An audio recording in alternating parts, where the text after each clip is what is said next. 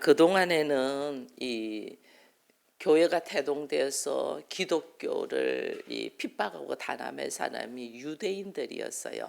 유대인들이 유대교죠. 유대교를 믿는 유대인들이 하나님의 말씀 안에서 예수를 증거하고 예수를 믿는 사람들을 핍박하고 다시는 예수가 부활했다는 말을 하지 말라고 그렇게 했잖아요. 그 모습이 어떤 모습이냐면 자기들이 예수를 죽였는데 죽인 예수가 부활했다니 도대체 이들이 감당이 안 되잖아요. 그래서 예수 믿는 사람들을 핍박했다면 이제는 누가 예수 믿는 사람을 오늘 12장 이제 핍박하냐면 로마의 헤롯 왕이 핍박을 하는 거예요.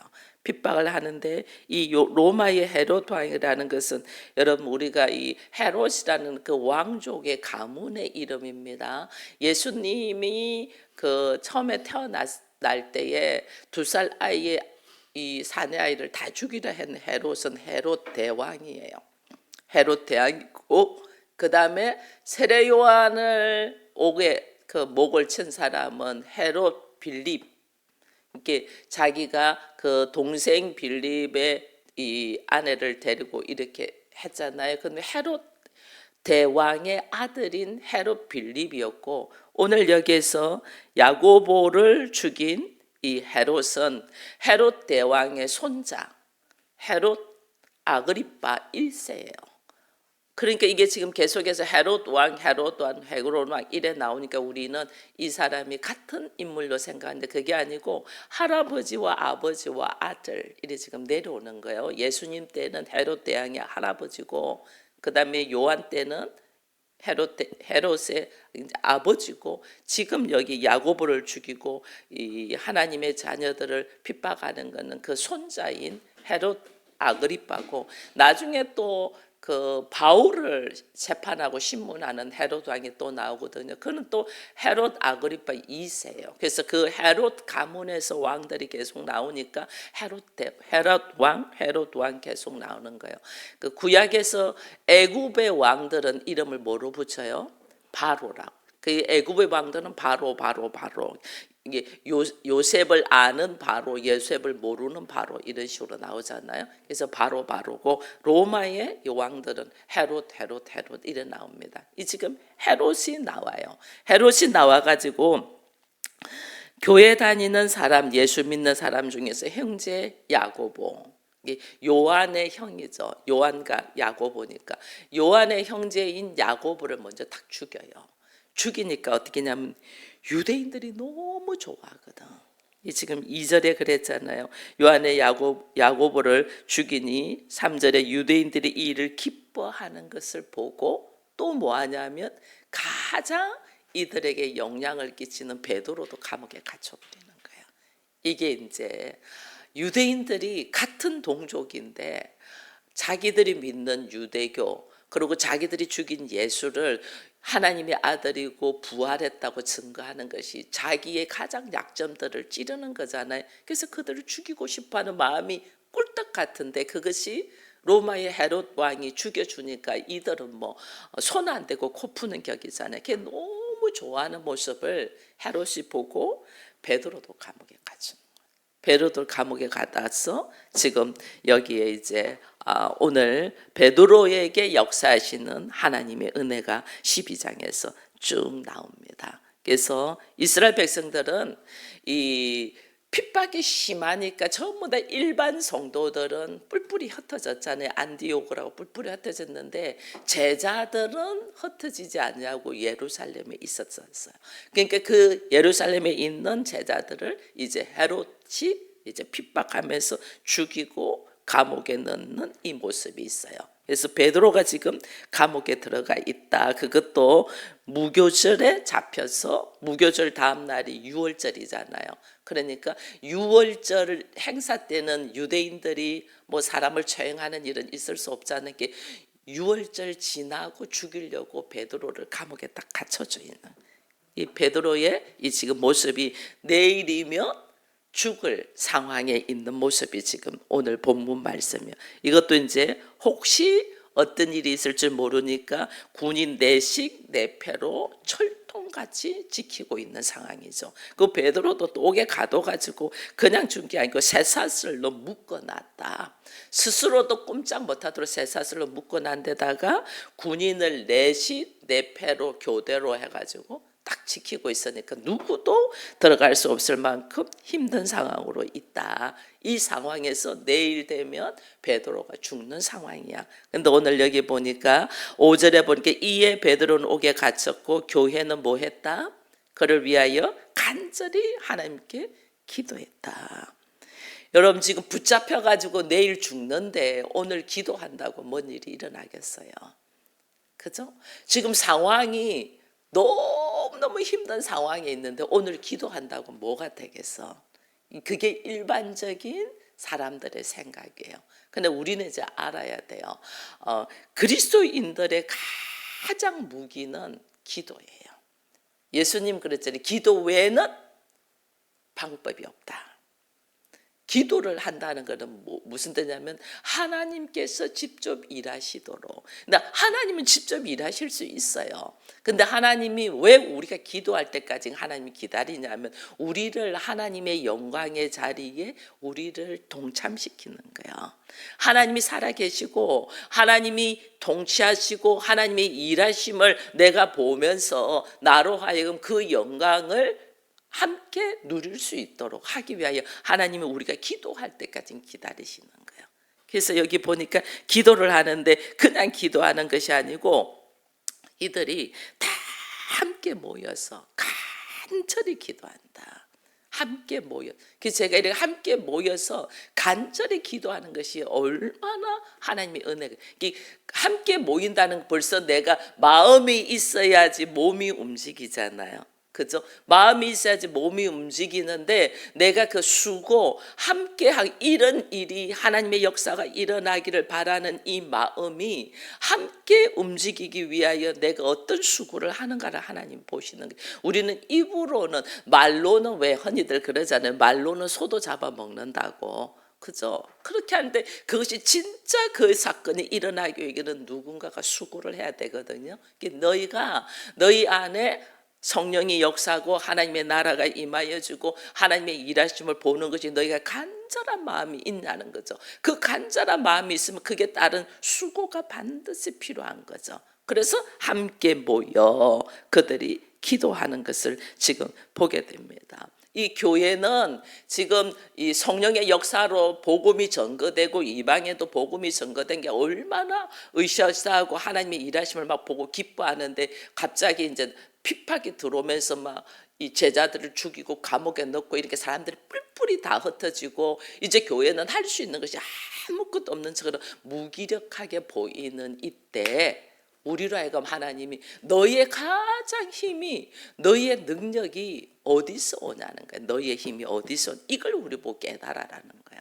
우리가 사람들이 으쌰으쌰하는 뭐 하면 된다 할 수 있다 막 이렇게 하는 것이 힘이 아니고 우리의 기본적인 힘이 능력이 어디서 오냐 하나님께로 돌아가야 돼. 하나님께 있다는 것을 우리로 알 수 있는. 사람이 할 수 있는 건 하나도 없잖아요. 사람이 할 수 있는 내일 되면 베드로 죽는데 할 수 있는 것이 아무것도 없는데 우리가 진짜 할 수 있는 건 뭐냐? 하나님이 일하시도록 하는 거예요.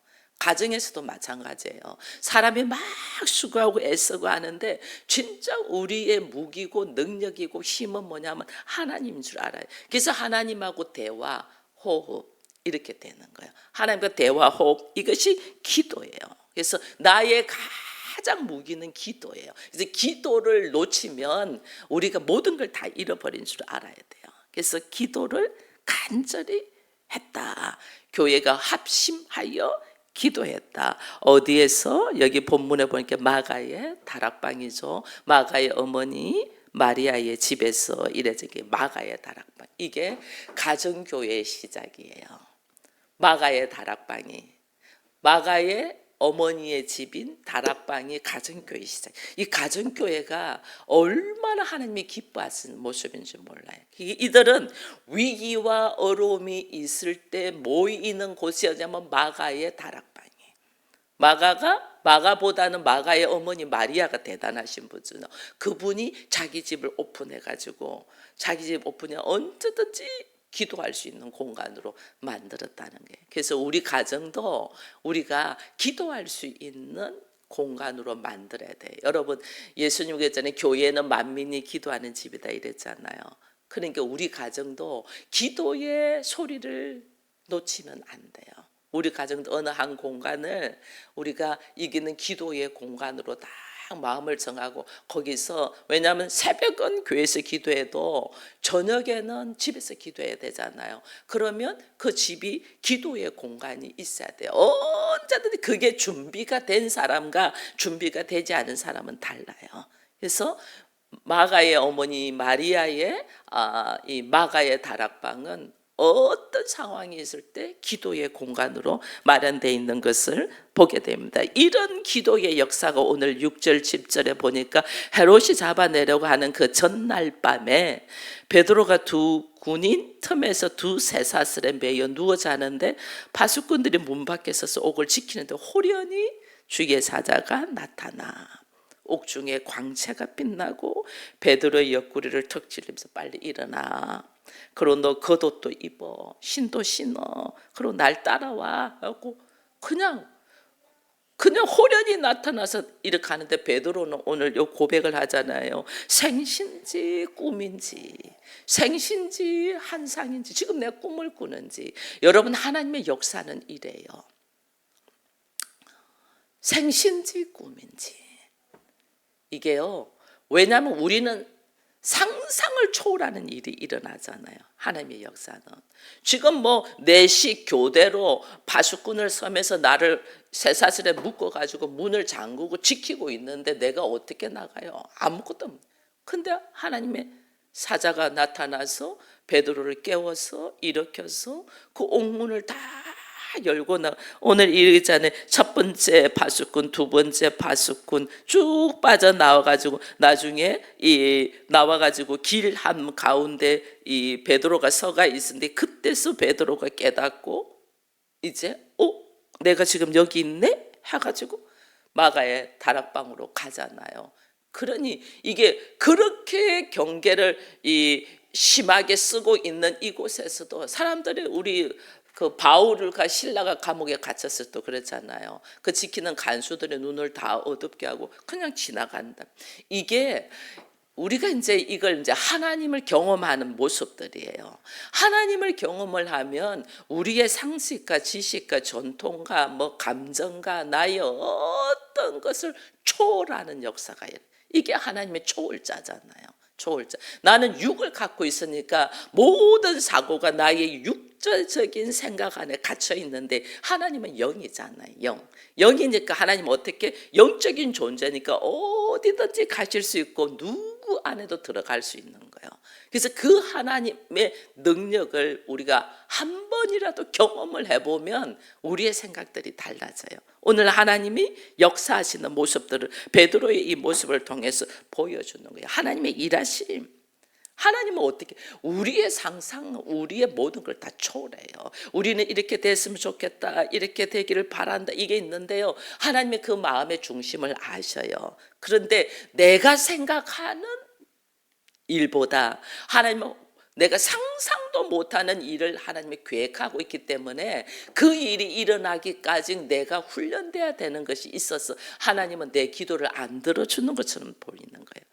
여러분, 우리는 하나님 앞에서 우리는 이렇게 종이 되어서 살기를 원하지 않아요. 이 자유하고 시간에서도 자유하고 싶고 물질에서도 자유하고 싶고 사람에게서도 자유하고 싶잖아요. 근데 우리는 물질과 사람과 시간에서 자유를 넘어 하나님은 죽음에서도 자유하기를 원하는 거예요. 우리는 이걸 생각을 못하는 거죠. 왜냐하면 죽음이라는 것은 당연한 걸로 우리는 받아들이고 있기 때문에 죽음에서 자유하는 방법은 세상 어디에도 없잖아요. 그러니까 하나님께서 어떻게 우리는 모든 죄악의 모습에서 자유할 수 있는 상황으로 우리를 인도하기 위하여 내가 그 방법은 오직 예수 그리스도밖에 없거든요. 그래서 예수 그리스도가 나에게 확실히 믿어지고 그 예수의 이 모습이 나와 하나가 돼서 내가 그리스도의 인품을 가진, 인격을 가진 존재가 되기까지 하나님 나를 훈련시키는 거예요. 하나님이. 그래야지 상상을 초월한, 내가 어찌 죽음을 이길 수 있는 사람이 되겠어요. 저도 좀 이렇게 아직까지 내가 해결되지 못한 것이 뭐냐면 어린 시절에 받았던 트라우마 때문에 저에게 있는 것들이 있거든요. 어둠을 싫어해요. 산도 낮에 푸른 산은 괜찮은데 이것이 밤이 되고 시커멓게 딱 보이면 무서워해요. 그게 어린 시절의 트라우마예요. 그게 바다의 물도, 이런 물도, 강에 있는 물도 물이 맑아서 밑이 다 보이는 깨끗한 물은 너무 좋아하는데 그것이 시커면서 아무것도 안 보이는 물은 엄청 무서워해요. 제가 지난번에요, 몇 년 전이죠, 제주도 가가지고, 거기 어디예요? 소세각인가? 그거 배 타고 이렇게 저으면서 이렇게 얼마나 사람들에게서 경치를 좋아하면서 그래서 노젓고 하는데요. 그게 배를 탁 탔는데 물이 진한 초록색으로 시커먼 거예요. 하나도 물이 안 보이는 거예요. 얼마나 제가 굳어가지고 하나도 경치랑 다 굳어가지고 몸이 꼼짝을 안. 우리 장로님 노를 섰는데 우리 장로님 웃으면서 사진 찍고 그러는데 저는 딱 굳어고 다리 하나 제대로 한 번 이래 된 걸 굳히지 않고 그냥 딱 몸이 굳어 있더라니까. 근데 그 굳은 것이 어느 정도였냐면 그 태양빛이 비치지 않나요? 근데 반바지를 입었는데 다리의 껍질이 다 벗겨질 정도로 제가 굳어서 꼼짝 안 하고, 나중에 거기에서 나왔는데 태양빛에서 이래 제가 움직이고 했으면 그래 하는데 가만히 있었더니 다리 껍질이 다 벗겨진 거예요. 타가지고 다리 껍질이. 그 좋은 경치에서 물이 진한 초록색으로 그냥 딱 그래 돼 있으니까 하나도 안 보게 딱 몸이 굳어가지고 아무것도 못 보는 거예요. 제가 오래전에 울릉도를 간 적이 있어요. 기차니 아마 중학교 때쯤이에요. 울릉도를 간 적이 있는데 그 울릉도 전경이 얼마 전 사람들 전부 다 사진 찍는데 저는 그 절벽에 시커멓게 물이 있는 데서 딱 몸이 굳는 거예요.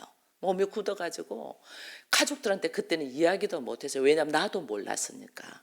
내가 거기에 대한 트라우마가 있다는 걸 나도 몰랐으니까.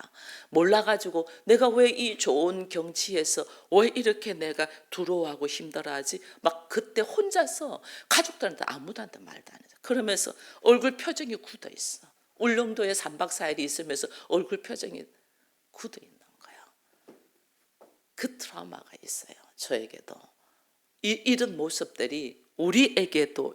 근데 하나님은 그런 것들이 왜냐하면 뛰어넘기를 바라거든요. 우리에게. 여러분들하고 이야기해 보면 뭐 어린 시절에 뭐 결핍에 대한 것 때문에 지금도 계속 채우려고 하는 것들이 있는데 그거 전부 다 예수의 이름으로 뛰어넘기를 바라거든요. 그래 내가 자유예요. 자유. 그래서 이거를 하나님은 우리를 훈련을 시킨다니까. 훈련. 그래서 이 이스라엘 백성들에게도 마찬가지예요. 상상을 초월한 일로 말면 베드로가 이것을 지금 경험하게 하잖아요. 이게 하나님의 일하심과 우리의 생각은 차원이 달라요.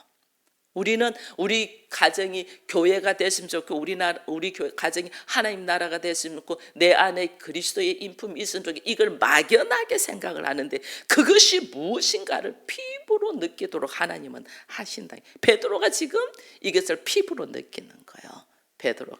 베드로가 이야기하잖아요. 11절에 이에 베드로가 정신이 들이던 내가 이제야 참으로 주께서 그의 천사를 보내어 나를 헤롯의 손과 유대 백성의 모든 기대에서 벗어나게 하는 줄을 알겠다 이러잖아요. 이게 뭐냐면 꿈과 같은 일이 일어났으니까 상상을 초월하는 비현실적인 일. 여러분 알아야 돼요. 우리가 항상 상식을 가지고 이야기를 합니다. 상식. 그 상식은 내 수준이야.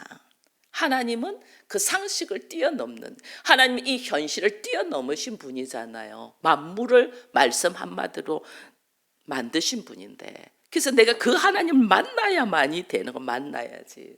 그래서 하나님의 역사가 우리한테 일어나면 비현실적인 꿈과 같은 일이라는 걸 깨닫는 거예요. 그래서 천사를 보내어 이 베드로를 오늘 구출했잖아요. 3번의 옥문을 통과하면서 거리에 딱 나와서 그제서 이제야 하나님이 천사를 보내서 나에게 일한 걸 알고, 그래서 베드로가 딱 찾아간 것이 기도하는 마가의 다락방이잖아요. 이 재밌잖아요. 여기 마가의 다락방에서 가서 베드로가 막 물들면서 내가 왔다고 막 하니까 빨리 숨어야 되잖아요. 그 마가의 다락방에 로데라는 작은 여자아이가 베드로의 소식을 듣고 제자들한테 이야기를 합니다. 베드로가 왔다. 그들의 첫 마디가 뭐예요? 네가 미쳤다. 제자라도요, 하나님을 경험하지 않으면 믿어지지가 않아요. 네가 미쳤다 지금 그러잖아. 그러다가 아니다 정말이다 하니까 그러면 그의 천사인 것 같아. 여기까지는 밖에 몰라요. 여기까지. 이들은 성령을 받았거든요. 성령 받고 복음 증거하고 핍박 속에서도 예수의 부활도 보고 했는데도 이들의 생각은 여기까지예요. 우리 하나님은 그것을 넘어서 하나님을 발견하고 경험되도록 오늘 우리의 환경을 이렇게 여신다는 걸 알고, 오늘 하나님 앞에 우리가 이렇게 바라봐야 되는 게, 이 베드로와 여기 보면 헤롯이 두 사람이 나옵니다. 헤롯은 왕이고 베드로는 복음 전도자예요. 그래서 헤롯은 왕으로서 베드로를 감옥에 가둬서 죽일 권세가 있는 사람이에요. 죽이려고 지금 감옥에 가둬놨잖아요. 감옥에 가둬놨는데 이 베드로는 하나님을 바라보고 부활하신 예수를 믿고 말씀에 의지하여 나의 삶의 배경이, 나의 삶의 기본 베이스가 하나님이야. 하나님의 나라야. 주의 말씀이야. 주의 말씀을 이루기 있는 사람은 아무리 세상의 권세가 죽이려고 해도 하나님 어떻게 해요? 하나님이 그를 보아주고 지켜요. 왜? 세상의 왕과 세상의 권세를 가지고 있는 사람은 잠시 그에게 하나님이 허락한 권세지 온전한 권세가 아니잖아요. 이 지금 헤롯은 보면요, 사람들의 눈치를 보잖아요. 로마의 사람들의 눈치가 아니고 유대인의 눈치를 봐요. 유대인들한테 이 제자들을 잡아서 야고보를 죽이니까 엄청 좋아하고, 베드로도 지금 이제 베드로도 극적인 상황에서 죽여서 자기가 사람들한테 인기를 얻으려고 하는 거거든요. 이게 정치인이잖아요. 정치인이니까 종교적인 탄압과 함께 이제 정치인들 로마에서 지금 탄압하는 거는 정치적인 거거든요. 그래서 사람들, 유대교를 믿는 대제사장들과 장로들과 서기관들, 이 사람들에게 인기를 끌기 위해서 헤롯은 지금 야고보도 죽이고 베드로도 죽이려고 해요. 여러분 알아야 돼요. 나의 삶의 기본 베이스가 하나님이냐 사람이냐에 따라서 확연하게 달라요. 나의 삶의 베이스가 하나님의 말씀이냐 사람들의 감정과 생각이나 따라서 나의 걸어가는 길이 완전 달라요. 베드로는 헤롯이 죽이려고 한 베드로는 하나님이 살리고, 여기 뒤에 보니까 사람들의 인기와 사람들의 생각을 가지고 있는 헤롯, 이게 사람을 죽일 권세가 있는 헤롯은 오늘 어떻게 돼요? 오늘 23절에 보니까 주의 사자가 고치니 벌레에게 막혀 죽었다. 이게요, 우리의 삶의 기본 베이스가 하나님이냐 사람이냐 따라서 이렇게 달라요. 우리의 삶의 기본 베이스가 하나님이냐 돈이냐 따라서 이렇게 달라요. 내가 살 것 같고 죽일 권세도 있고 나에게 허락된 모든 것이 있어도 하나님이 노 하면 그거요 아무것도 아니에요. 내가 오늘 밤에 네 생명을 거두면 그것이 네 것이 될 거냐 그랬잖아요. 왜냐하면 우리 안에 이 우주 만물의 삶을 통치하고 주인은 하나님이라는 생각이 딱 있어야 돼요. 그 하나님께서 오늘 우리에게 어디로 가라고 무엇을 하라는 이걸 깨닫는 거하고, 사람의 마음에 들게 하고 사람의 기분에 들게 하고 그 사람의 생각을 쫓아서 걸어가는 거는 내가 모든 것을 취하고 있는 것 같아도 결국은 아무것도 아니라는 걸 깨달아요. 그래서 신앙생활은 무엇하냐, 그 모든 만물을 통치하신 하나님을 찾고 찾는 거예요. 하나님을 만나는 거예요. 하나님을 만나야만이 되는 거지. 사람 마음에 들게, 교회에서도 마찬가지예요. 이 사람인 김종시민은 실수로 많이 넘어질 수 있어요. 요즘은 뭐 생각이 안 나서 꼬박꼬박 잃어버릴 수도 있고, 뭐 말하려고 했는데 잊어버려갖고 말 못해갖고 그 다음날 다시 말할 수도 있고. 이 사람 김종시민은 별 볼 일 없어요. 이 사람 김종시민한테 여러분들이 뭐 잘 보이려고 할 필요는 하나도 없어요. 다만 나를 통하여 일하실 하나님이 계시잖아요. 그 하나님이 저에게 주신 말씀과 하나님의 나라를 이루기 위해 걸어가는 말에는 순종해야 돼요. 여러분들이 이거는 하나님이 하시는 거니까. 사람 김종심이가 아니에요. 이 한 인간 김종심은 쉬고 싶은 사람이에요. 오늘 이 아침에 여러분 제가 어떻게 나온 줄 아세요? 우리 장로님 너무 힘들어서 못 가게 제가 혼자 간다고 했어요. 그래서 장로님이 당신은 괜찮아. 저 지금 다녔을 때 뒤에서 이거 다 잡아당겨요. 막 몸을 막 잡아당겨요. 피곤해가지고 이렇게 잡아당겨. 그래서 제가 나도 몸이 이렇다. 아침에 빈속에 비타민 먹고 지금 나온 거예요. 비타민 먹고 나왔는데 우리 장로님이 당신 그 몸으로 혼자 운전하게 보낼 수 없다고. 장로님 몸 엄청 힘들어. 장로님 2시간밖에 못 주무셨다 하더라고요. 잠이 안 와가지고. 그 힘든 몸으로 다시 못 보낸다. 그러면서 지금 운전하고 왔거든요. 몸 엉망이에요. 지금 엉망인데도 우리가 이 몸을 가지고도 우리는 보잘것없는 몸이죠. 비참하죠. 이 모습은. 근데 하나님의 일하심 속에서 우리가 일어설 수 있고 말씀을 민경이 기도한 것처럼 제가 말씀 속에서 다시 일어서는 거예요. 말씀 속에서. 우리 모두 마찬가지예요. 우리 모두 하나님의 말씀을 붙들고 그 말씀 속에서 내가 어떻게 걸어갈 것인가를 걸어가는 거지. 내 육신을 생각하고 내 마음을 생각하고 내 감정을 생각하고 내 환경을 생각하면 우리 아무것도 못해요. 왜? 하나님은 초월자잖아. 하나님은 그 초월자인 하나님이 나로 하여금 하나님을 찾고 찾는 마음이 진실한 하나님을 보는 거예요.